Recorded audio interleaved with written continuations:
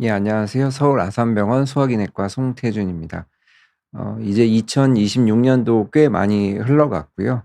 우리나라는 새해 인사를 2번 해야 되죠. "새해 복 많이 받으세요." 이런 말씀을 2번씩 드리는데 드디어 2번째 새해도 모두 지나가고 이제 우리가 날짜를 쓸 때 처음에는 항상 2025년 이렇게 쓰는 적이 많았는데 이제는 2026 년이라고 쓰는 것도 제법 익숙해진 것 같습니다. 그래서 올해 계획하신 일들이 되게 많았을 텐데요. 계속해서 이런 계획하신 일들 잘 이루어 가시기를 바라겠습니다. 오늘은 이제 췌장 쪽을 좀 다뤄보려고 하는데요. 췌장 그러면은 항상 떼려야 뗄 수 없는 게 당뇨가 되겠습니다. 췌장과 당뇨는 닭이 먼저냐 달걀이 먼저냐 거의 뭐 이 수준으로 굉장히 밀접하게 연관이 있는데요. 당뇨가 오래되면 또 췌장이 나빠지기도 하고 췌장이 나빠져서 당뇨가 생기기도 하고 그래서 췌장과 당뇨가 어떤 관계가 있는지 한번 좀 어렵지 않게 설명을 해 드리려고 오늘 준비를 했습니다. 그래서 당뇨가 있을 때 췌장을 왜 확인을 해야 되는지 또 당뇨가 오래되면 왜 췌장이 나빠질 수 있는지 한번 알아보도록 하겠습니다.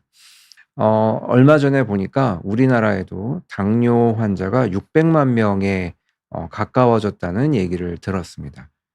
굉장히 많죠, 600만 명이면. 그래서 당뇨가 있으면은 그냥 혈당만 높은 게 아니고 이런 당뇨 합병증이 항상 문제가 됩니다. 그러니까 당뇨는 우리가 질환이기도 하지만 여러 가지 당뇨로 인한 합병증이 훨씬 더 문제가 됐죠. 그러니까 혈당이 높다고 해서 당장 문제가 되는 건 아니지만 이러한 혈당이 계속해서 높아지면 심혈관 질환도 올라가고 협심증 위험도 올라가고 뇌졸중 위험도 올라가고 또 신부전, 콩팥 기능도 많이 떨어지게 되고 또 췌장 기능도 떨어지게 됩니다. 그래서 혈당만 신경 쓸 게 아니고 이런 혈당, 고혈당이 오래되면 어떤 부작용이 나타나는지 이런 걸 좀 잘 알아야 되는데 그중에 대표적인 게 하나가 췌장입니다. 그래서 어떻게 보면 당뇨가 췌장이 보내는 경고 신호일 수도 있다는 점을 한 번씩 생각을 해 주시면 좋겠습니다. 이건 뭐 제가 당뇨 전문가가 아니니까요. 소화기 전문가지만 당뇨에 대해서 한번 찾아보니까 우리나라에서 30세 이상 왜냐면은 우리가 당뇨가 1형 당뇨가 있고 2형 당뇨가 있고 그런데 1 형은 주로 어렸을 때 자가 면역 때문에 인슐린이 분비가 되지 않아서 생기는 경우가 대부분이고 많지는 않고 대부분은 2형 당뇨가 되겠고요. 2형 당뇨는 주로 성인에서 특히 30세 이상 성인에서 많이 생기기 때문에 30 살을 기준으로 봤을 때 30세 이상 성인에서 한 15% 정도 생긴다고 생각을 하고 있습니다. 이거 우리나라 수치가 되겠고요. 그러니까 30살 이상 되는 성인 7명 중에 1 명에서 당뇨를 가지고 있을 거라고 생각을 하고 있습니다. 굉장히 수치가 높죠. 예전에는 당뇨가 당연히 많지 않았겠지만 최근 들어서 식습관이 많이 변하죠. 아무래도 운동을 좀 덜 하는 측면도 있고 또 드시는 음식 자체가 혈당을 굉장히 많이 올리는 이런 음식을 많이 드시고 또 우리가 평균 수명이 올라가면서 연세 드신 분이 점점 많아지면서 역시 당뇨를 앓고 계시는 퍼센티지도 점점 올라가게 돼 있습니다. 또 하나 굉장히 중요한 게 당뇨 전 단계라고 얘기를 하는데 이러한 당뇨 전 단계도 어 점점 올라가고 있어서 유병률이라는 게 인제 지금 현재 얼마나 이런 당뇨 전 단계를 앓고 있는 분이 많으신가 이런 걸 보면 역시 30세 이상 성인에서 한 40% 굉장히 높습니다. 절반 쪼금 안 되죠. 그래서 약 40% 정도로 추정이 되고 있습니다. 이제 당뇨 전 단계가 예전에는 공복 혈당 기준으로 110 이상 되는 경우 우리가 인제 당뇨를 진단할 때 공복 혈당을 기준으로 잡으면 8 시간 이상 금식을 하고 공복 혈당이 126 이상 올라가면 이제 당뇨라고 진단을 하는데 예전에는 110 보다 높고 126 보다 낮으면 당뇨 전 단계 이렇게 됐는데 이 기준을 점점 더 낮추고 있습니다. 지금은 100. 그래서 100 보다 높으면 당뇨 전 단계라고 얘기를 하고 있습니다. 그러면 우리가 당뇨는 그냥 '혈당이 높아서 생긴다.' 이렇게 생각을 하고 있는데 우리가 당뇨가 혈당이 높으면 당연히 인제 당뇨로 진단을 하고 있지만 그 밑에는 빙산의 일각처럼 여러 가지 문제가 숨어 있을 수가 있습니다. 그래서 당뇨를 처음 진단받으면 인제 합병증이 없는지 여러 가지 검사를 하죠. 그래서 심장 검사도 하고 뇌동맥 검사도 뇌혈관 검사도 하고 신장 검사도 하고 또 망막에 어 당뇨성 망막병증이 있는지도 검사를 하고 췌장도 또 검사를 해볼 필요가 있습니다. 근데 항상 검사를 해야 되는 건 아니지만 그중에서 당뇨가 있으면 꼭 췌장을 한 번씩 검사를 해 봐야 되는 그런 경우들이 있습니다.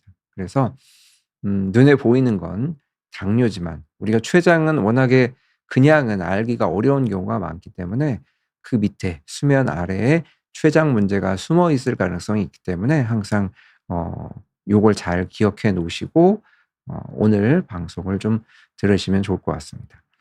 췌장은 잘 아시는 것처럼 우리 몸에서 두 가지 큰 역할을 하는 하이브리드 장기가 되겠습니다. 하나는 소화, 그러니까 우리가 음식물을 먹으면 탄수화물, 지방, 단백질을 소화시키는 소화 효소를 분비하는 기능이 하나가 있고요. 그러니까 당연히 음식물을 먹었을 때 여러 가지 영양소를 흡수하게 해 주는 굉장히 중요한 역할을 하게 되고 이런 걸 외분비 기능이라고 부릅니다. 그다음에 내분비. 내분비는 뭐 많이 들어보셨죠. 내과 중에도 내분비 내과가 있잖아요. 내분비는 우리 혈액 속으로 여러 가지 호르몬을 분비하는 그런 역할을 말하고 대표적으로 이제 췌장에서는 인슐린이 되겠죠. 그래서 인슐린을 분비하는 내분비 기능이 있습니다. 인슐린은 이제 잘 아시는 것처럼 혈당을 조절하는 굉장히 중요한 역할을 하고 있고 이 기능이 고장 나면 바로 당뇨가 되는 거겠죠. 근데 우리가 어 소화의 장애를 초래하려면 췌장의 90%가 망가지면 소화 장애가 옵니다. 그러니까 췌장이 안 좋으면 뭐 복통도 있을 수 있고 소화불량도 있을 수 있는데 진짜로 소화 장애가 와서 소화 장애란 거는 우리가 대변을 보시면은 지방이 소화가 안 돼서 인제 기름기가 둥둥 뜨거나 아니면 우리가 영양 섭취가 부족해져서 영양 실조에 걸리거나 영양 결핍에 걸리거나 이런 경우는 췌장이 90%가 망가지면 그런 일이 생기고 10%만 정상 췌장이 남아 있어도 이건 유지가 되는데요. 인슐린을 분비하는 기능은 췌장이 쪼금만 나빠져도 바로 표가 날 수 있습니다. 그래서 '췌장에 문제가 있다.' 이거를 바로 알아차릴 수 있는 것 중에 하나가 바로 혈당, 이 당뇨가 될 수 있기 때문에 좀 더 신경을 쓰시는 게 좋을 것 같습니다. 당뇨를 한번 분류를 해 봤는데요. 아까 잠깐 말씀드린 것처럼 1 형, 2형 요렇게 크게 나눌 수가 있고 인제 1 형은 아마 소아당뇨 이렇게도 부르고 인슐린이 잘 나오지가 않기 때문에 혈당 조절이 잘 안 돼서 생기는 당뇨가 되겠고 우리가 일반적인 성인에서 생기는 당뇨는 제2형 당뇨 이렇게 부르고 전체의 90% 이상을 차지하고 있습니다. 그래서 제2형 당뇨가 이제 췌장에 문제가 되기도 하고 췌장에 문제가 생기면 이제 2형 당뇨가 생기는데요. 우선 우리가 운동을 잘 하지 않고 그래서 근육량이 줄어들거나 이제 대사증후군이라고 부르죠. 우리가 중성 지방도 올라가고 혈당도 올라가고 지방간이 생기는 이런 대사증후군이 생기면 말초 조직, 우리 주로는 이런 근육, 뭐 다리 근육, 팔 근육 이런 근육에서 인슐린의 반응이 잘 나타나지가 않습니다. 그러니까 인슐린이 어 작용을 하면 우리 몸에 있는 근육에서 혈당을 우리가 음식으로 섭취한 혈당을 바로바로 흡수를 해서 혈액 속의 혈당을 낮춰 줘야 되는데 이런 인슐린의 반응을 잘 안 하는 거죠. 그러니까 근육 속으로 혈당이 잘 흡수가 안 되니까 혈액 속의 인슐린이 점점 올라가고 혈액 속에 혈당이 올라가게 되면 이 혈당을 떨어뜨려야 되니까 우리 췌장에서는 인슐린을 자꾸 분비를 하게 됩니다. 그래서 고인슐린 혈증, 인슐린 농도가 높아지는 거죠. 왜냐하면 이런 혈당을 낮추기 위해서 근육에서 더 혈당을 흡수하게 빨아들이게 만들기 위해서 인슐린 농도가 점점 올라가게 되고, 인슐린을 만드는 건 췌장의 베타 세포라고 부르는 이런 세포들인데, 인슐린을 많이 만들어야 되니까 베타 세포가 많이 일을 해야 되고, 그러다 보니까 결국에 베타 세포가 탈진을 하게 됩니다. '아이고 이제는 더 만들지 못하겠다.' 요 상태가 바로 당뇨가 됩니다. 이거를 이제 제2형 당뇨 이렇게 부르고 있고요. 여기에 이제 최근에는 췌장암 때문에 생기는 당뇨를 따로 떼서 제3형 당뇨 이렇게 부르는 경우도 있습니다. 이건 뒤에서 잠깐 또 말씀을 드리겠고요. 또 하나 중요한 게 이제 당뇨 전 단계가 있습니다. 여기 보시면은 당뇨 전 단계가 또 중요한데요. 우리가 병원에 오시면 특히 이제 췌장 무록 때문에 오시는 분이 굉장히 많으시기 때문에 최근에는 항상 영상 검사도 하고, 우리가 혈액 검사를 하는데 혈액 검사에서 꼭 빠지지 않는 게 무슨 이제 CT나 MRI를 하려면은 콩파 수치를 재야 됩니다. 혈액 검사를 해야 되고, 혈액 검사를 해서 이제 콩파 수치를 보는데 이때 항상 공복 혈당도 같이 잽니다. 그래서 이분이 당뇨가 있는지 없는지, 혈당이 조절이 잘 되는지 안 되는지 요걸 또 확인하는데, 이때 보면은 당뇨 전 단계인 분들이 굉장히 많습니다. 당뇨 전 단계는 정상 혈당, 공복 혈당이 100 미만인 경우, 그다음에 명백한 당뇨병, 우리가 공복 혈당이 126 이상인 경우, 아니면은 그냥 뭐 식후 혈당도 좋고 아무 때나 쟀더니 200 이상 올라간 경우, 이러면 이제 당뇨로 진단할 수 있는데, 요 중간 단계인 경우를 당뇨 전 단계라고 부르고요. 이때는 왜 중요하게 생각을 하냐면, 여기서 더 진행하면 인제 완전한 당뇨가 될 수 있고, 요 상태에서도 췌장 세포, 인제 인슐린을 만드는 베타 세포라는 요 장기가 탈진 상태라고 볼 수가 있습니다. 그러니까 완전히 탈진해서 '아우 인제 기능 못 하겠다.'가 아니고 점점 기능이 떨어지는 거죠, 이때부터. 이미 우리 몸 안에 근육에서 인슐린 저항성도 올라가고 인슐린 농도도 올라가고 이러면서 췌장에 있는 베타 세포, 췌장 세포가 점점 기능이 약해지는 상태가 당뇨 전 단계의 상태고요. 하나 중요한 거는 요때까지는 가역적일 수가 있습니다. 가역적이라는 거는 정상으로 돌아올 수가 있는 거죠. 그래서 요 상태에서 뭐 운동도 열심히 하고 식단 조절도 잘하시고, 우리가 뭐 갑자기 혈당이 올라가는 단당류나 과당 이런 섭취를 줄이고 야채 같은 뭐 생선, 견과류 이런 음식들을 충분히 섭취를 하시면서 혈당을 낮춰 주면은 다시 정상으로 돌아갈 수가 있습니다. 그래서 인제 항상 "혈당이 좀 높으시니까 혈당 조절을 하시는 게 좋겠다." 이렇게 말씀을 드리는 거고요.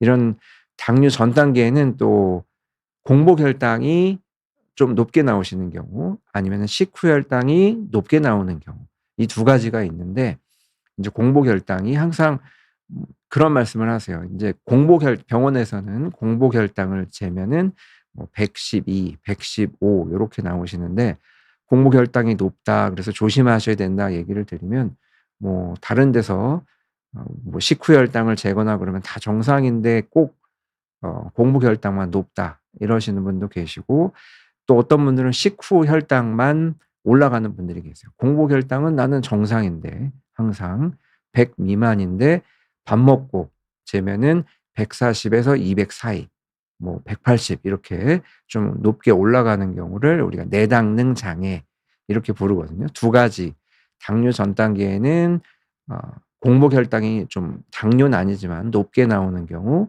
그다음에 식후 혈당이 높게 나오는 경우, 요 두 가지가 있습니다. 요 두 가지가 조금씩 다르거든요. 그래서 공복 혈당이 높은 경우는 간에서 인슐린을 잘 어 받아들이지 못해서, 그래서 주로 새벽에 간에서 혈당을 많이 만들어내기 때문에 나타나는 경우가 많고, 식후에 혈당이 높은 경우에는 식후에 이제 근육에서 포도당을 많이 써야 되는데 어 인슐린 저항성 때문에 포도당 흡수가 잘 근육에서 안 되는 경우 식후 혈당이 높게 나오고, 둘 다 우리가 당뇨 합병증을 나중에 일으킬 수 있기 때문에 둘 다 조심하셔야 되는 단계가 되겠습니다.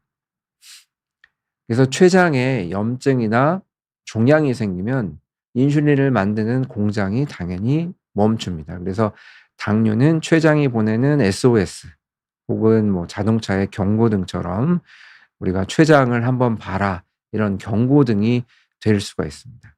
그래서 인제 염증이 당뇨를 일으킬 수 있는 대표적인 췌장 염증은 췌장염이 되겠죠. 그래서 급성 췌장염, 만성 췌장염 이렇게 나눌 수 있고, 급성 췌장염은 잠깐 아팠다가 급성은 다시 정상으로 돌아올 수 있기 때문에 정상으로 돌아오는데, 아주 심하게 급성 췌장염이 오면 췌장이 막 완전히 다 녹아버릴 수가 있습니다. 이러면은 인슐린을 만드는 췌장 베타 세포가 아예 다 망가지기 때문에 당뇨가 올 수 있고, 또 만성 췌장염이 생기면 점점 췌장이 이게 섬유화, 그러니까 딱딱해지게 굳으면서 남아 있는 정상 췌장 세포가 별로 없게 되거든요. 그래서 우리가 인슐린을 만드는 세포 자체가 줄어서 췌장 당뇨가 올 수가 있고, 췌장암은 쪼금 다릅니다. 췌장암은 우리가 암이 막 크면은 당뇨가 더 잘 오고 암이 작으면 당뇨가 덜 오고, 이게 아니고 우리가 췌장암 세포에서 우리 베타 세포, 췌장에 인슐린을 만드는 이 베타 세포를 기능을 떨어뜨리는, 얘를 강제로 다운시키는 물질을 많이 분비하기 때문에 혈당 조절이 잘 안 되고 갑자기 당뇨가 생기고 이런 현상이 나타날 수가 있습니다. 그래서 생기는 기전은 조금 다르지만 췌장에 문제가 있으면 당뇨가 올 수 있다. 특히 어떤 경우에 인제 조심을 해야 되냐. 보면은 이제 당뇨는 가족력이 또 중요한 병 중에 하나죠. 그래서 부모님 중에 한 분만 당뇨가 있어도 우리가 몇 배 당뇨가 생길 위험성이 뭐 2 배, 4배 이렇게 올라갈 수 있다고 알려져 있고, 부모님 두 분 다 당뇨가 있으시면 뭐 많게는 40에서 70% 까지 당뇨가 나도 생길 수 있다고 알려져 있는데, 나는 가족력도 없고 또 아무래도 비만한 분, 대사증후군이 있는 분들이 당뇨가 더 잘 생기는데 전혀 비만하지도 않고 우리가 마른 당뇨 이렇게 표현을 하는데요. 살도 빠지면서 갑자기 당뇨가 생겼다? 그러면 항상 췌장을 의심을 해 보고 검사를 해야 될 필요가 있겠고요. 또 50세 이상, 이제 50 세를 기준으로 잡는 게 어 일반적으로 췌장암은 40세 미만에서는 뭐 없는 건 아니지만 매우 드물고, 40 에서 50세 사이에 생기는 경우도 비교적 드물고, 주로는 이제 50세 이상에서 많이 생기시기 때문에 50세 이상에서 갑자기 당뇨가 생겼을 때, 영어로는 New Onset DM이라고, 우리 영어 당뇨를 DM, 다이아비티스 멜리투스 이렇게 부르기 때문에 New Onset, 새로 생긴 당뇨라고 부르고요. 췌장암의 인제 상당 부분의 환자분들은 췌장암이 발견되기 1 년에서 3년 전에 당뇨를 새로 진단받은 분이 굉장히 많습니다. 그래서 50세 이상에서 당뇨가 새로 생겼다. 그런데 가족력도 나는 없고 또 이렇게 뚱뚱하지도 않고, 그런데 당뇨가 생겼다 그러면 췌장 검사를 꼭 해 보시라고 말씀드릴 수 있습니다. 또 하나는 이제 새로 생긴 당뇨의 경우를 말씀드렸고요. 원래 당뇨가 있던 분인데 뭐 약도 그대로 드셨고 식사도 그대로고, 그런데 혈당 조절이 잘 안 된다. 원래 이렇게 안정적으로 혈당이 유지가 됐는데 갑자기 혈당이 막 오르내린다. 이러면은 뭔가 수상한 일이 생겼다고 생각을 하고, 이때도 췌장 검사를 하실 필요가 있습니다. 그래서 원인 모르는, 그러니까 뭐 식사를 인제 많이 드셨거나 최근에 운동을 하다가 운동을 못 하게 되셨거나 몸이 편찮으셔서 계속 뭐 누워만 있었거나 이런 상태가 아니고 똑같이 약도 드시고 똑같이 했는데 혈당이 갑자기 막 200 이상 올라가고 조절이 되지 않는다.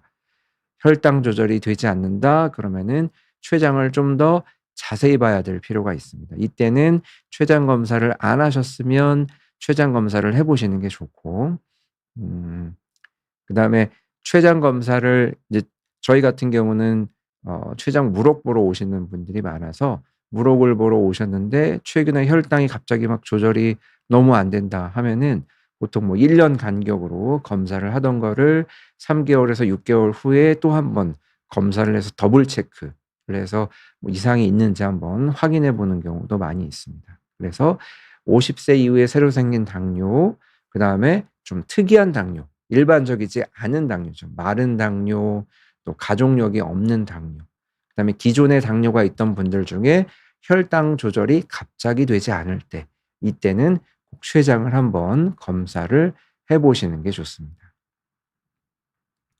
그다음에 인제 당뇨에서 또 하나 중요한 게 체중이 빠지는 거죠. 우리가 근데 당뇨가 처음 생기시면은 그냥 체중이 고혈당, 심한 고혈당이 있어도 체중이 빠지는 경우는 많이 있습니다. 그렇지만 우리가 일반적으로는 이제 체격이 있으신 분에서 당뇨가 많이 생기는데 체중이 갑자기 빠진다.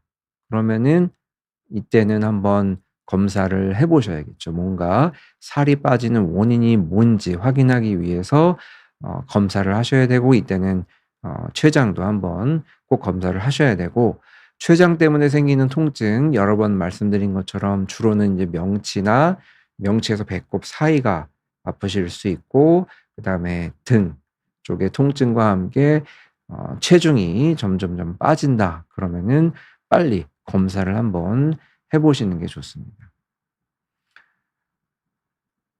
아까 여기서 제가 잠깐 말씀드렸는데 우리가 "살이 빠진다."라고 표현을 할 때는 일반적으로 체중의 5% 이상 빠지는 걸 말하거든요. 그래서 60 킬로그램이면은 1.8 킬로그램 아니 3 킬로그램이 되겠죠. 그다음에 70 킬로그램이면은 2.1 그렇죠. 6 3 6 5 30 예 7 5 3 3.5 킬로그램이 빠지면 죄송합니다.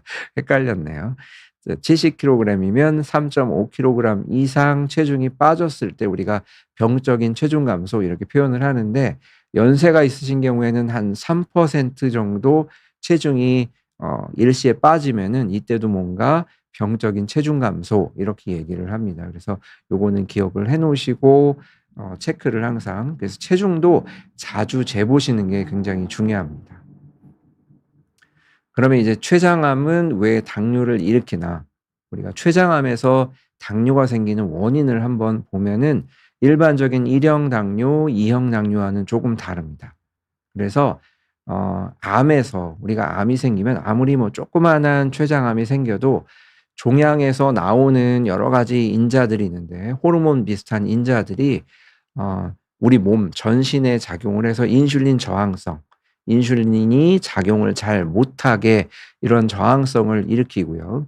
근데 특징이 우리가 일반적으로 인슐린 저항성이 있는 분들은 이렇게 비만한 분들이 많거든요. 운동 잘 안 하시고 뭐 복부 지방이 많거나 비만한 경우가 많은데 비만하지 않아도 이런 게 생길 수 있고 암이 크다고 잘 생기는 것도 아니고 암이 조그만 암에서도 이러한 인슐린 저항성을 일으켜서 당뇨가 심하게 올 수도 있고요. 또 베타 세포, 췌장에서 인슐린을 만드는 이런 세포를 죽이는 게 아니고 기능을 마비를 시킵니다. 얘가 잠깐 기절하게. 그래서 혈당 조절을 더 안 되게 이렇게 만들고 우리가 췌장암이 생기면은 췌장액이 나가는 길을 주로 인제 막아 버리는 경우가 많기 때문에 이러면 소화 효소가 잘 분비가 되지 않아서 식후 고혈당이 점점 악화되는 경우가 많아서 혈당이 높아지는 경우가 많이 있습니다. 그래서 앞에서 말씀드린 우리 일반적으로 연세가 드시거나 성인병처럼 나타나는 2형 당뇨병 그다음에 췌장암, 연관 당뇨병 우리가 뭐 3형 이렇게 부르기도 하는데요. 이 두 개를 좀 비교를 해 보면 일반적으로 당뇨는 좀 비만하신 분들이 주로 생기는데 췌장암은 비만하신 분들이 별로 없죠. 왜냐하면 체중 감소가 흔히 나타나기 때문에.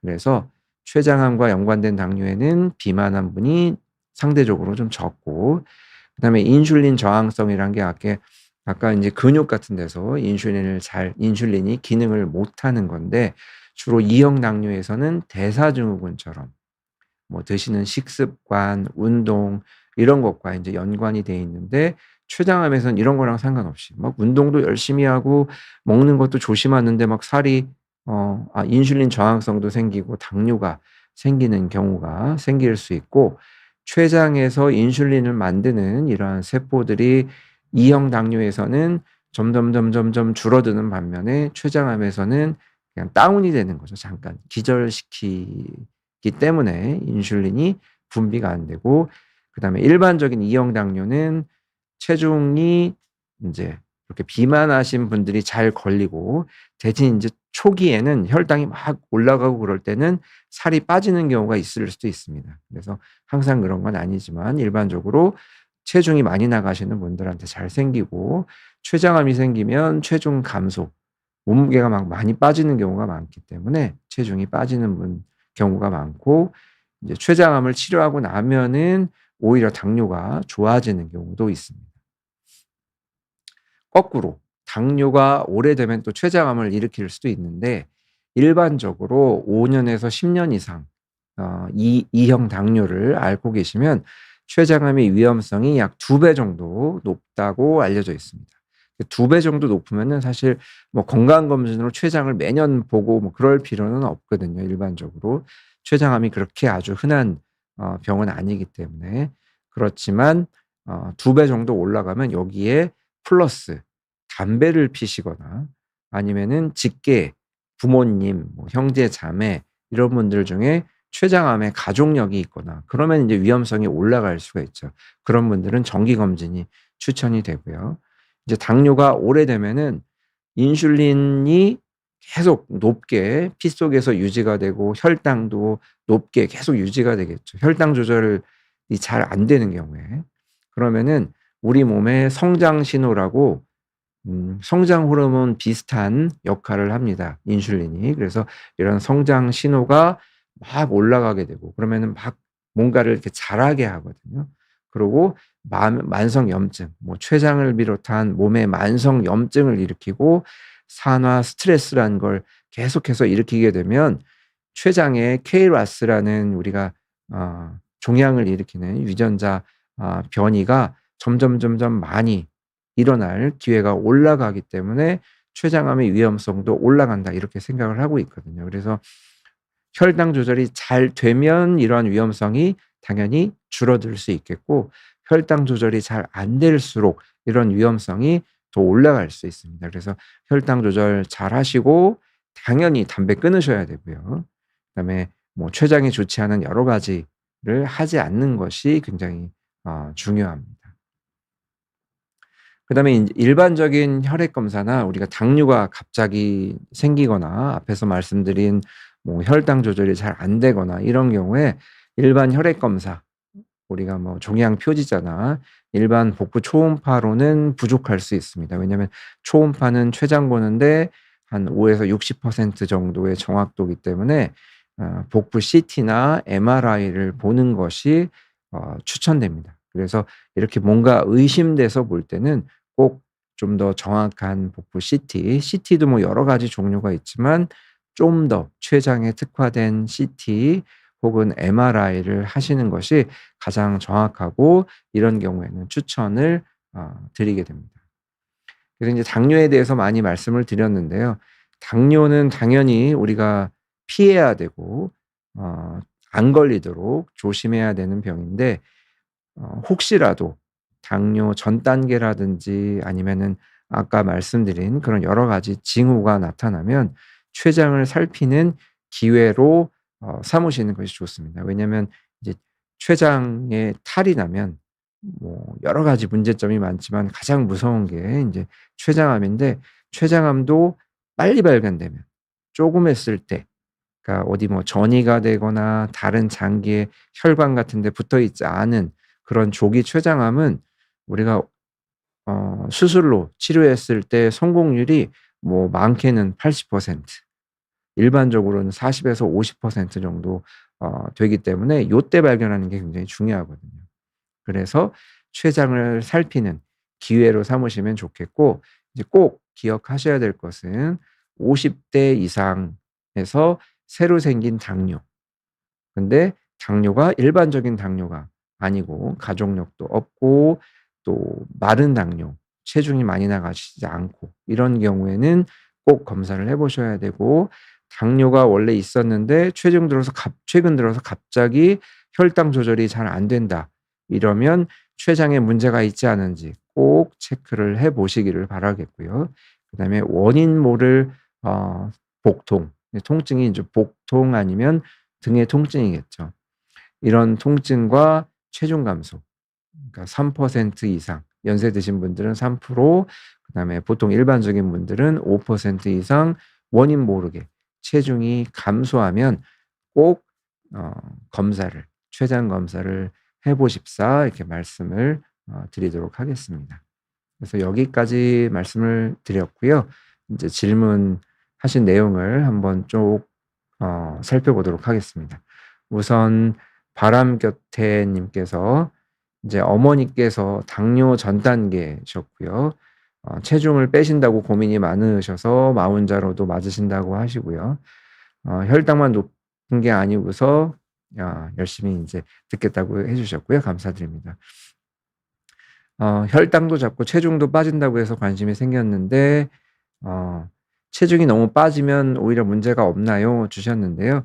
체중을 빼면은 인제 당연히 좋죠. 근데 인제 그전에 아무래도 인제 마흔자로까지 맞으실 정도면 체중이 좀 나가시겠죠. 체중이 나가시면은 뭐 관절에도 무리가 될 수 있고, 그다음에 어 우리가 인제 복부 지방이 많을 때 생기는 여러 가지 고콜레스테롤 혈증, 그다음에 당뇨, 고혈당, 지방간도 점점 진행되면 나중에 간경화, 간암까지도 요즘엔 갈 수 있다고 잘 알려져 있기 때문에 체중을 빼시는 게 굉장히 좋고요. 그렇지만 또 너무 급격하게 살을 빼면 또 하나 인제 중요한 문제가 있습니다.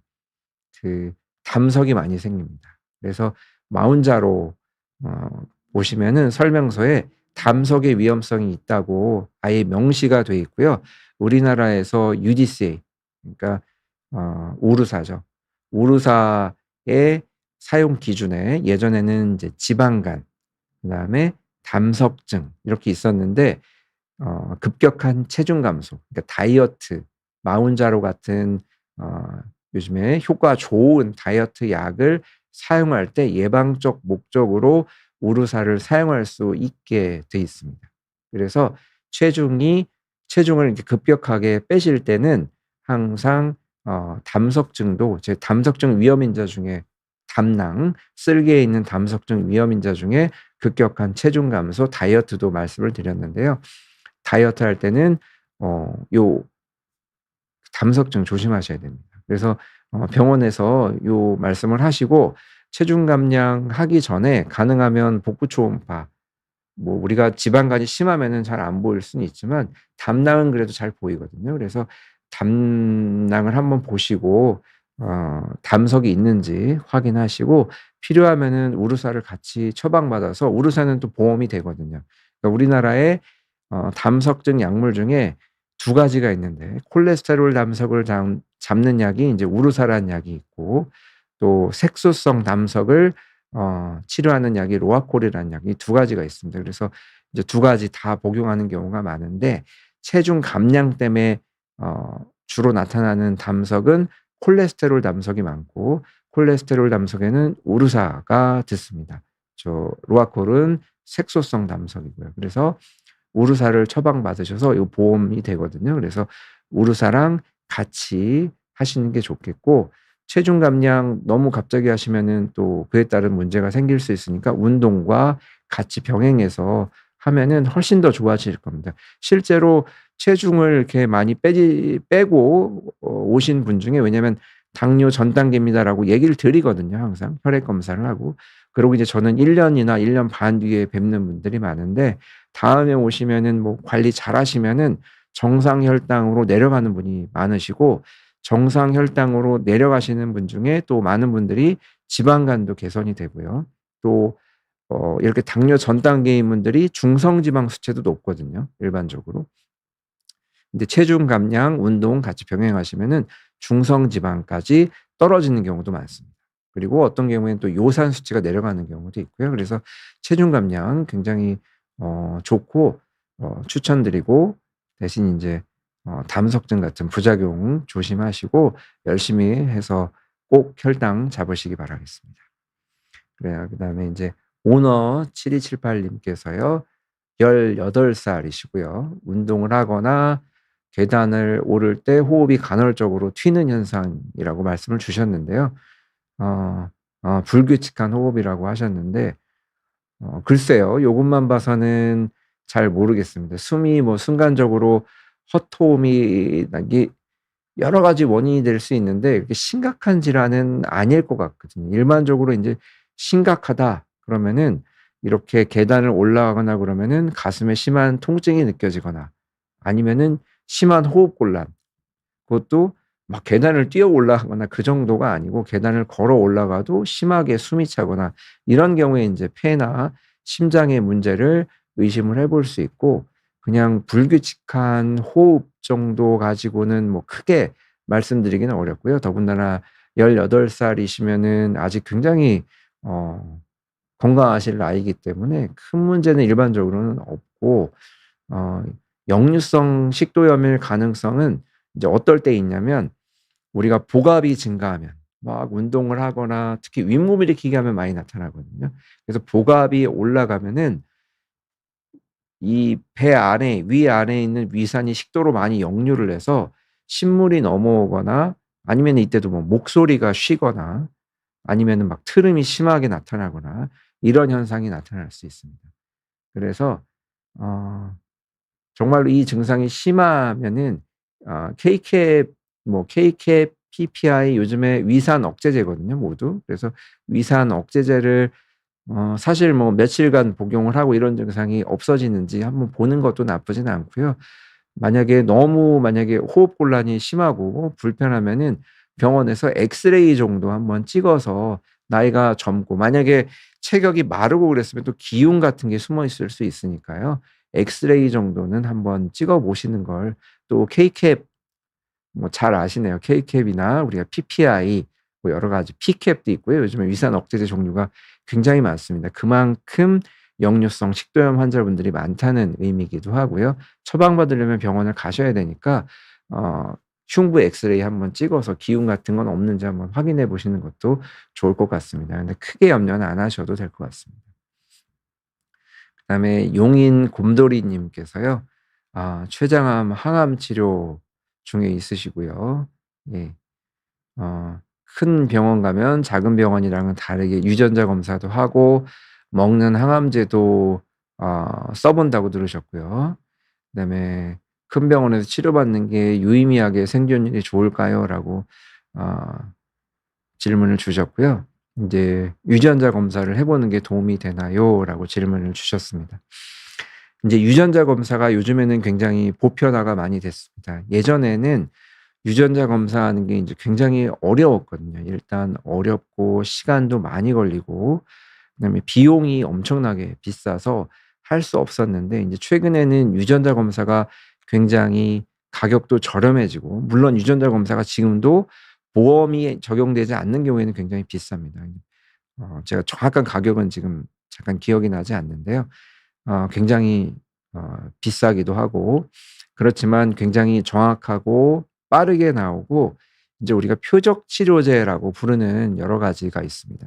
이제 췌장암뿐 아니고 다른 여러 가지 뭐 폐암이라든지 대장암, 뭐 여러 가지 암에서 표적 치료제라는 게 있는데, 표적 치료제는 유전자 검사를 해서 그 유전자 변이가 있으면 고 부위를 타겟으로 해서 표적으로 해서 치료하는 약들이거든요. 그래서 요런 약들, 아까 말씀하신 오라파립이나 이런 여러 가지 약들이 표적 치료제로 유전자 변이가 있어야지 쓸 수 있습니다. 이런 유전자 변이가 없으면 효과가 없고요. 유전자 변이가 있으면 요기를 타겟으로 해서 쓰는 약제이기 때문에, 그래서 유전자 검사를 하거든요, 요즘에는. 그래서 담도암도 그렇고 췌장암도 그렇고 뭐 예전에는 조직 검사 없이 그냥 치료하는 경우도 많았지만 아주 옛날에는 요즘에는 거의 다 조직 검사라고 어 나중에 요런 표적 치료제 같은 걸 쓰기 위해서는 유전자 검사가 꼭 필요하기 때문에 가능하면은 요즘에는 점점 더 많이 초반부터 유전자 검사를 하는 추세입니다.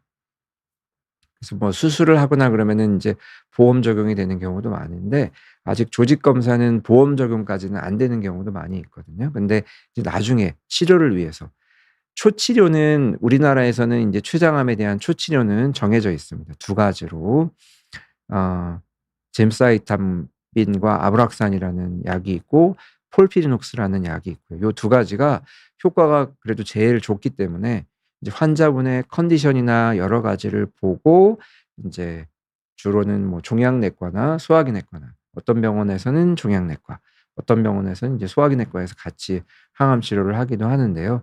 이제 저희 병원 같으면은 인제 종양내과 선생님들이 주로 항암 치료를 하시고 저희가 조직 검사에서 유전자 검사까지 다 해서 이렇게 정보를 제공을 해 드리고 있는데 요런 치료제는 초치료를 다 하고 반응이 없거나 아니면은 다른 치료를 찾아야 될 때 주로 쓰게 됩니다. 그래서 1차 치료는 환자분의 컨디션이랑 여러 가지를 고려해서 요 두 가지 우리 레지멘 항암제 치료 중에 선택을 하게 되고요. 이거는 아마 대부분의 병원에서 비슷할 겁니다. 약제의 종류는 비슷한데 인제 쪼금씩 쓰는 법은 다르겠죠, 의사마다. 뭐 환자분의 컨디션을 보고 약을 좀 줄일 수도 있고 또 백혈구나 혈소판이 많이 떨어지면 약을 몇 퍼센트 감량할 수도 있고 또 인제 초치료에 잘 듣지 않으면 이제 그다음에 유전자 변이 우리가 NGS라고 부르거든요. NGS 결과를 보고 어떤 변이가 있어서 이런 경우에는 뭐 표적 치료제 아니면은 요즘에 임뮨 체크포인트 이니비터라는 것도 또 같이 사용을 하고 있기 때문에 어떤 경우에 요런 걸 쓰고 하는지 아무래도 요런 경우는 작은 병원에서 사실 초치료까지는 다 하실 수 있는데요. 이런 유전자 검사 결과를 보고 그다음 단계로 넘어가는 거는 병원마다 조금씩 인제 다를 수도 있고요. 또 큰 병원에는 하나 장점이 어 임상 시험을 할 수 있는 장점이 있습니다. 이제 임상 시험은 초치료부터 하는 경우는 많지 않고요. 대부분은 인제 우리 지금 하시는 초치료가 가장 좋은 표준적인 치료거든요. 그래서 대부분 다 인제 그 치료를 추천을 드리고 여기에 반응하지 않는 경우에 아니면 뭐 부작용이 너무 심하다든지 요 약을 쓸 수 없는 경우에 그다음 단계로 이런 표적 치료제 아니면 이 임뮨 체크포인트 이니비터 아니면 다른 뭐 임상 시험, 백신 이런 걸 시도해 볼 수 있는 그런 장점이 있습니다. 그래서 어 요즘에는 루틴하게까지는 않은데 많은 경우에 특히 인제 담도암에서 쪼끔 더 많이는 하고 있습니다 저희가. 근데 유전자 검사를 일반적으로 가능하면 초기부터 하는 게 여러 가지 장점이 있습니다. 요거는 이제 주로 항암 치료할 때 고 선생님이 보고 판단을 하니까요. 조직만 있으면은 할 수 있습니다. 네. 그다음에 이현정 님께서 질문을 주셨고요. 78세 어머니께서 78 세시고 위 대장 내시경 검진을 받으시려고 어 약을 드시고 너무 힘들어하시고 토하 아 셔서 이제 입원을 하셨는데요. "몸이 안 좋을 때 힘든 걸까요?" 라고 질문을 하셨는데요. 어 대장 내시경을 하려면 대장을 비워야 되거든요. 대장을 비워야 되는데 대장을 비우는 게 이게 쉬운 일이 아니거든요. 제일 힘든 게 대장 비우는 게 제일 힘드셔서 많은 분들이 대장 내시경을 안 하는 이유가 관장을 해야 되기 때문에 관장을 인제 먹는 거로 해야 되기 때문에 한 2 리터 정도를 드셔서 다 비워야 되는데 그게 쉽지가 않습니다. 그래서 많은 분들이 드시다가 심지어 의사들도 대장 내시경 검사할 때 약 다 못 먹거나 아니면 막 다 토하거나 이런 경우 굉장히 많거든요. 그래서 2 리터를 우리가 물 2 리터를 먹는 것도 배가 막 빵빵해지고 굉장히 힘들잖아요. 그러니까 연세가 많으시면 당연히 힘드실 수 있습니다. 그래서 오히려 그런 약을 드시고 전해질 불균형이 생기는 경우도 있고요. 왜냐하면 구토나 설사를 너무 많이 하시면 전해질 불균형이 막 올 수도 있고 그래서 고칼륨증도 생기실 수가 있고요. 그래서 몸이 안 좋아서 몸이 당연히 뭐 컨디션 좋지 않으면은 더 많이 토하실 수도 있는데 많은 분들이 요 드시는 걸 못해서 대장 내시경을 못 하시는 경우가 많습니다. 그래서 인제 연세가 있으니까 아무래도 구토하고 힘드시면은 몸도 누우시고 수액 치료가 당연히 어 히 필요하신 경우가 많이 있고요. 컨디션 좋으실 때 대장 내시경을 뭐 꼭 받으셔야 한다면 컨디션 좋으실 때 이제 잘 조절을 하시고 또 최근에는 하제라고 부르거든요. 우리가 그 관장을 하는 그런 약을 종류가 되게 다양하게 있기 때문에 알약을 드시고 물로 그냥 맹물로 추가로 드시는 약도 있어서 고런 약으로 뭐 조절해서 해 보실 수 있고요. 그다음에 이제 고칼륨 혈증은 피 검사를 할 때 이게 항상 수치가 막 제각각으로 나올 수 있습니다. 콩팥이 안 좋으면 신부전이 있으면 고칼륨증이 올 수도 있는데 또 이렇게 막 구토를 심하게 하시거나 설사를 많이 하면 또 나타날 수도 있고 우리가 피 뽑을 때 피가 잘 안 뽑히는 경우에 여러 번 시도하면은 칼륨 수치가 높게 나오는 경우가 있거든요. 그래서 그럴 때는 나중에 다시 한번 체크를 해볼 필요가 있습니다. 그래서 고칼륨증이 있으면 일단은 신부전을 한번 의심을 해 봐야 되는데 지금 이러신 상황이면은 정확한 검사를 하기 어렵기 때문에 완전히 몸이 회복되시고 다시 한번 체크를 해 보시는 게 좋습니다. 네. 그다음에 당님께서 어 27살 여자분이시고요. 외할머니가 췌장암으로 돌아가셨고 외할머니의 친언니분이랑 자녀분들도 췌장암이 있으셨고 다른 암에서 췌장암으로 전이가 되셨다고 들으셨다고 했는데요. 음 유전적 요인 때문에 복부 초음파 하셨고 "복부 CT는 몇 살 때쯤 찍어 보는 게 좋을까요?" 라고 질문을 주셨고요. 우선 인제 앞에부터 말씀을 드리면 직계가 굉장히 중요합니다. 인제 직계는 사실 부모님이거든요, 부모님. 왜냐면 나의 유전자의 50%를 공유하는 분들이거든요. 근데 인제 그래도 친계 혹은 어머니계, 모계 쪽이면은 그래도 영향이 있고요. 더군다나 지금 외할머니의 친언니분도 그다음에 다른 자녀분들도 췌장암이 있으시면은 가족성 췌장암 증후군이 있거든요. 그래서 한 가족 내에 두 분 이상 췌장암이 있으시면은 보통 인제 직계만 따지긴 하는데 직계가 인제 친계, 모계 다 합쳐서고요. 한 분 있으면은 한 2배 정도고 두 분이 있으면 6배에서 9배 정도고 세 분이 있으면은 64배 그러니까 60배 정도 높게 췌장암 위험성이 올라가거든요. 그런 경우에는 꼭 검사를 해 보시는 게 좋고 지금 당님께서도 췌장암 검사는 주기적으로 하시는 게 좋겠고요. 복부 초음파는 뭐 위험성이 낮으신 경우에는 한번 쉽게 볼 수 있고 가격도 그렇게 비싸지 않으니까 해 보시는 거 좋은데 췌장 전체를 다 볼 수 없기 때문에 "완벽하게 봤다." 이렇게 얘기하긴 힘들고요. 말씀드린 것처럼 복부 CT 그것도 가능하면 이제 췌장을 포커스로 하는 CT를 찍으면 많은 분들이 "간도 나오나요? 콩팥도 나오나요?" 물어보시는데 폐의 아랫부분, 간, 쓸개, 담도, 췌장, 신장 요렇게 나오고요. 또 좀 더 아래까지 이렇게 찍으시는 경우에는 여자분들 같으면 자궁, 난소 그다음에 인제 장 이런 부분까지 다 검사를 할 수 있습니다.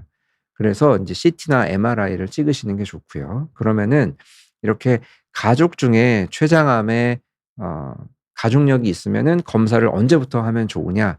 그러면 인제 그 친척분이 몇 살 때 걸리셨는지 이게 굉장히 중요합니다. 그래서 만약에 어 이게 가족분들이 걸려도 또 걸린 나이가 되게 중요하거든요. 80살 때 걸리시면은 인과성이 좀 떨어집니다. 왜냐하면 80 세가 되면은 췌장암이 많이 걸리시니까요. 근데 40 세에 걸리셨다. 그러면은 젊은 나이에 췌장암은 이게 굉장히 드물고 일반적이지가 않기 때문에 그런 경우에는 뭔가 특별한 가족력 같은 게 영향을 줄 수 있거든요. 그래서 젊은 나이에 걸리셨으면 그 나이보다 10살 어렸을 때부터 검사를 하시는 게 좋습니다. 그래서 외할머니나 다른 가족분들이 몇 세에 췌장암이 걸리셨는지 확인을 해 보시고, 만약에 50세 이상부터라고 하면은 그냥 40 살부터 검사를 하셔도 되고요. 지금 뭐 당뇨가 없거나 다른 위험 인자, 뭐 담배를 피시는 것도 아니고 체격도 비만하시지 않고 그러면 40 대부터 하셔도 되고, 그렇지 않고 뭔가 좀 걱정도 되시고 위험 인자가 좀 있는 것 같고 그러면은 30 대부터 검사를 한 번씩 뭐 한 2 년에 한 번 초기에는 해 보시는 게 좋겠고요. 그래서 위험 인자가 없으면 40, 위험 인자가 있으면 30 세, 그다음에 가족 중에 걸리신 분 나이에서 10 년보다 10년 빼서 10년 일찍 그때부터 검사를 쭉 해 보시면은 조기에 발견할 확률이 굉장히 높습니다. 그다음에 인제 소화가 안 되고 어깨나 등이 뻐근하고 그러면 걱정이 되시는데, 27 살에 췌장암 걸리시는 분은 매우 드물거든요. 저도 몇 분 못 뵀어요. 췌장암을 그렇게 많이 걸리신 분을 인제 많이 뵀지만 20 대에 걸리시는 분은 굉장히 적기 때문에 일단 걱정은 하지 마십시오. 걱정은 안 하셔도 되고요. CT 한번 걱정되시면 "검사를 먼저 해 보시라." 이렇게 말씀을 드리고 싶거든요. 그래서 계속 걱정을 하고 지내시는 것보다 지금 한번 쫙 검사해서 정상 그러면 한 3-4 년은 걱정 전혀 안 하셔도 됩니다. 그래서 한번 검사해 보시고 걱정 없이 지내시는 게 좋고요. 소화 안 되고 등 뻐근한 거는 되게 흔한 증상이라 걱정 안 하셔도 됩니다. 그다음에 박진선 님께서 당뇨 전 단계 환자분이 췌장 검사를 할 때 초음파 CT, MRI 어느 시기에 하는 게 좋을까요? 라고 물어보셨고요. 당뇨 전 단계는 사실 정확한 건 없습니다. 왜냐하면 인제 "당에 걸리지 않게 조심을 하고 췌장에 좋지 않다."라고 말씀을 드리는 거고, 요때는 꼭 검사를 할 필요는 없는데 아까 말씀드린 여러 가지 증상 징후가 있으면 검사를 해 보시면 좋고요. 췌장암의 위험 인자가 인제 여기서 또 나오죠. 흡연, 비만, 그다음에 이제 그 두 가지죠. 제일 흔한 거는 가족력. 요런 게 있으면은 검사를 해 보시는 게 좋고, 불안하시면 한번 해 보시는 게 좋습니다, 불안하시면. 그리고 인제 저는 50 세가 넘어가시면 복부 CT 정도는 한번 전체를 찍어서 다른 장기에도 이상이 없는지 일반적으로는 좀 많이 추천을 하는 편이거든요. 그래서 초음파보다는 '췌장을 한번 보고 싶다.' 그러면 CT나 MRI를 추천드리고, 처음 검사로는 사실 위험 인자가 없으면 '췌장암이 의심되는데.'가 아니면 CT 검사를 추천을 드립니다. 시기는 어 어느 시기든 좋습니다. 50이 넘으셨으면 그냥 지금 한번 올해 한번 해 보시는 걸 추천을 드리겠습니다. 네, 다시 당 님께서 복부 초음파 보셨고요. 담낭에만 찌꺼기 같은 게 있다 하셨는데, 담낭에 찌꺼기는 우리가 슬러지라고 부르거든요. 인제 슬러지는 담석하고는 좀 다른 개념입니다. 담석되기 직전에 이렇게 막 뭔가 안개처럼 끼어 있는 건데, 요게 일부는 한 50%는 나중에 담석으로 갈 수도 있고요. 30%는 저절로 없어지기도 하고 20%는 그냥 쭉 계속 가 있는 경우도 있습니다. 그래서 제거라는 게 사실은 그냥 쓸개를 수술하는 거니까 수술하실 필요는 없고요. 이럴 때 사실 우루사가 좀 도움이 될 수도 있습니다. 그래서 걱정되면은 우루사 드시고 싶다 해서 처방을 받으셔도 되고요. 슬러지를 없애는 제일 좋은 방법은 규칙, 그러니까 이게 슬러지가 생기는 이유가 쓸개가 잘 움직이질 않아서, 그러니까 뭐 다이어트를 오래 하시거나 공복 상태가 오래되거나, 그러니까 식사를 불규칙하게 하시거나 이런 경우에 많이 생기기 때문에 규칙적인 식사 하루 3번 꼬박꼬박 드시고, 그다음에 가끔씩 인제 지방이 쪼끔 있는 음식을 드셔서 쓸개가 막 이렇게 운동을 하게 해 주시면은 이런 찌꺼기를 하는 데 훨씬 더 도움이 됩니다. 그리고 불안하시면은 우루사도 한 6 개월 정도 드시는 게 도움이 될 수 있거든요. 그래서 드시고 싶다고 말씀하시면 아마 처방해 주실 겁니다. 그다음에 마지막으로 인제 행복한 아침 님께서 질문을 주셨고요. 예. "안녕하십니까." 주셨고, "초기 증상으로 아밀라제, 리파제 같은 수치 변화가 나타날 수 있을까요?" 라고 질문 주셨고요. 아밀라제, 리파제 수치 변화가 나타날 수도 있습니다, 췌장암일 때. 근데 워낙에 아밀라제, 리파제 수치는 불규칙하거든요. 그래서 인제 우리가 급성 췌장염, 만성 췌장염 이런 췌장 질환이 있을 때 수치 자체가 정상 범위가 워낙 좀 오르락내리락해서 일반적으로는 3배 이상 올라가야지 의미가 있다라고 표현을 합니다. 그래서 어떤 경우에는 뭐 정상보다 쪼끔만 높아도 굉장히 걱정하시는 분들이 많은데, 일단은 췌장암일 때 아밀라제, 리파제만 가지고 췌장암을 의심할 수는 없고요. 진단에도 사용하지 않고 있습니다. 이 아밀라제, 리파제는 췌장염증을 감별하는 데 우리가 쓸 수 있고, 배가 몹시 아플 때 이게 췌장 원인인지 아닌지 확인할 때, 그럴 때 주로 사용을 할 수 있고, 변화는 나타날 수 있습니다. 이런 아밀라제나 리파제가 굉장히 높게 막 몇백 단위로 올라가는 경우가 있을 수는 있습니다. 왜냐하면 췌장관이 막히기 때문에 췌장의 뒤에 염증이 생겨서 올라갈 수는 있습니다. 그래서 답을 드리면 수치 변화가 나타날 수는 있다. 그렇지만 꼭 췌장암을 의심할 수 있는 건 아니고, 췌장암 진단에도 사용하지 않기 때문에 이게 3배 이상 많이 올라가지 않으면 일반적으로는 크게 염려하실 필요는 없다. 이렇게 답변을 드릴 수 있을 것 같습니다. 그래서 오늘도 어 오랜 시간 경청해 주셔서 감사드리고요. 답변 다 못 드려서 죄송합니다. 그래서 다음에 다시 또 나와서 찾아뵙고 인사드리도록 하겠습니다. 지금까지 경청해 주셔서 감사드립니다.